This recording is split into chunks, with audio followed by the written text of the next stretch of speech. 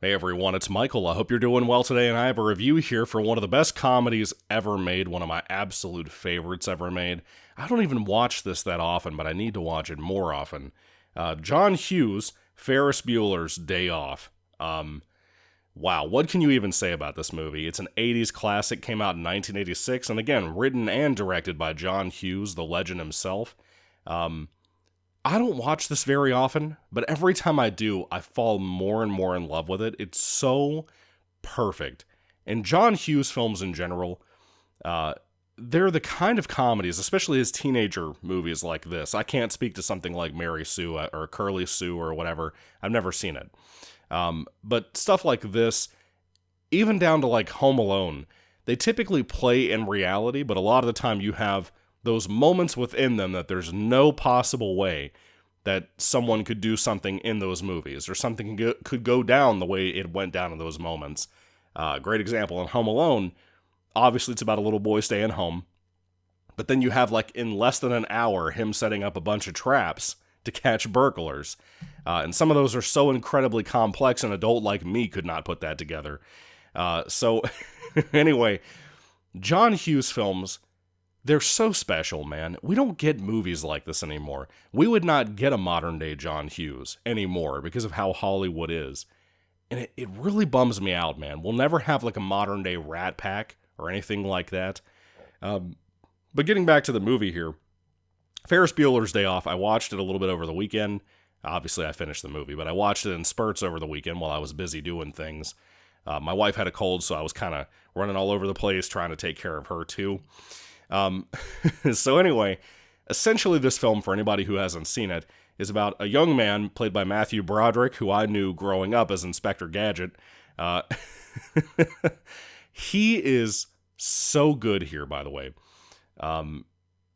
Obviously it's named after his character for the movie, but he is so genuinely fun and hilarious and entertaining in this movie.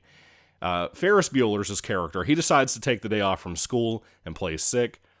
His mom and dad are not at the house, so they're out doing their own thing, but he's in high school. He has a sister played by Jennifer Grey from Dirty Dancing, who's always onto his tail. And almost from the get-go, his principal at his school and the principal's secretary, who is so freaking funny, has some of the best lines in the movie. Both of them immediately are on Ferris Bueller's heels. And Ferris doesn't have a car or anything, but he also calls his best friend Cameron, who's an actor that you'll probably know from a lot of things. I can't remember his name to save my life, but I like him too. He's the kind of guy that you would not see as a leading role best friend character in modern day movies and shows. You just wouldn't. But he's so good here too. Basically, he convinces Cameron, who hates his life, hates his dad especially. He's a rich kid. Cameron is laying in bed at home pretending, or possibly even actually dying. He doesn't really know, but he's miserable. He hates life. He doesn't want to go to school either, and he took a sick day already. Well, Ferris decides to convince Cameron to come hang out with him, and eventually they also get Ferris' girlfriend, who's beautiful, by the way, out of school for the day by telling the principal that her grandmother died. This is such a fun, crazy. If a movie could have a personality and it wasn't Breakfast Club, that would be this movie. This movie would be one of the greatest examples of that. And we used to get stuff like this in the 80s. My personal favorite comedy is Better Off Dead. I'm about to review that for you guys too in the next day or so, God willing. And it's another example of the 80s having the most personality-centric type of films. And you'll never see that again. You never will. I think the last example we had of that was in 2014 with Guardians of the Galaxy. But anyway, this film is just about a bunch of high schoolers taking the day off and almost getting caught. And the whole crazy setup of how Ferris has worked around plans to try to trick people into thinking he's home alone. He also called a bunch of people and told them to spread the rumor that he's sick and, like, this may have happened, or this may have happened. He literally just lies to everybody. You even have modern-day kids and teenagers and stuff, and I guess adults too, who essentially will make YouTube essay after YouTube essay claiming that Ferris Bueller is the biggest piece of shit ever. Not just the movie, but, like, the character. They call him manipulative and all this stuff, and I get it. But, like, there's a difference between your friend trying to manipulate you into doing something that's actually good for you, and something that just, causes you to ruin your life, like doing drugs or something. You know what I mean? Modern day people can't click with movies like this because they treat life like they're fucking robots, And I don't need to make this about modern day culture, but we could take a lot of notes. Every person on this planet, no matter their race, creed, or background, or religion for that matter, they could take a note from this movie. And the message that it has, the themes it has, that if you don't stop and look around at your life, you're going to miss out. It's a matter of appreciating your life and what God has given you. It is such a beautiful film in that regard. I will say the ending to me, especially Cameron's part of it, I'm not going to spoil it for you in case you haven't seen it, but Cameron's portion of the ending of this movie is so bittersweet to me. It really is, and it's supposed to be. But I don't think anybody could have gotten away with having a movie end with his portion of the film being the way it is in current day culture. I just don't see it happening. But the writing is so strong.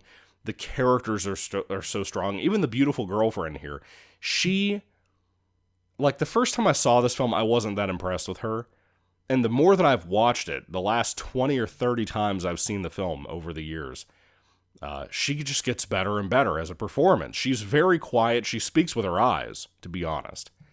And I love that about her. It's such a special film. You can't help but watch this, especially if you were an adult. It doesn't matter the decade you grew up in.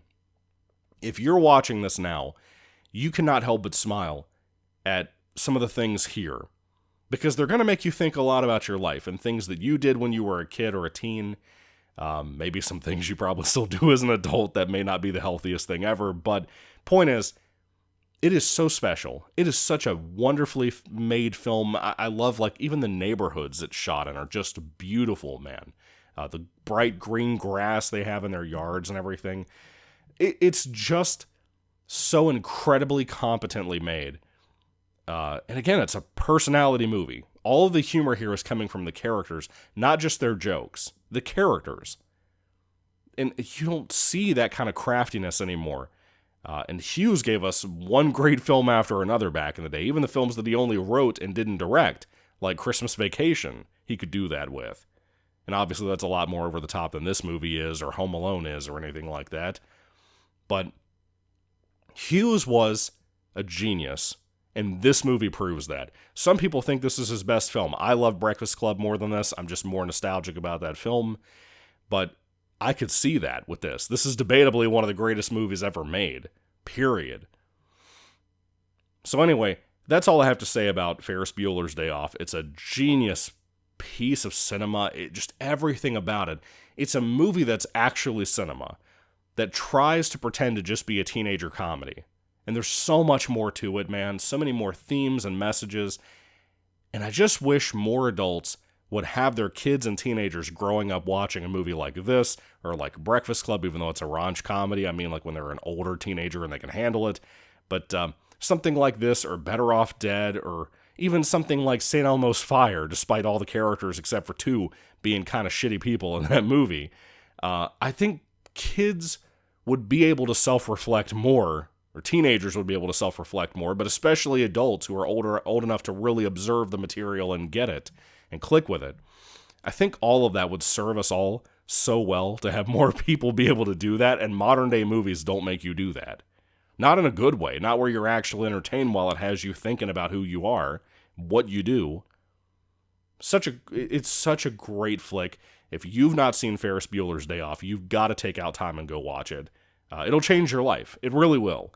So anyway, thank you all for watching, guys. What are your thoughts on this? Is this your favorite 1980s film? Is it your favorite Hughes film? Let me know all that down below, too. Thank you all for watching, guys. God bless you all. Catch you later, and goodbye.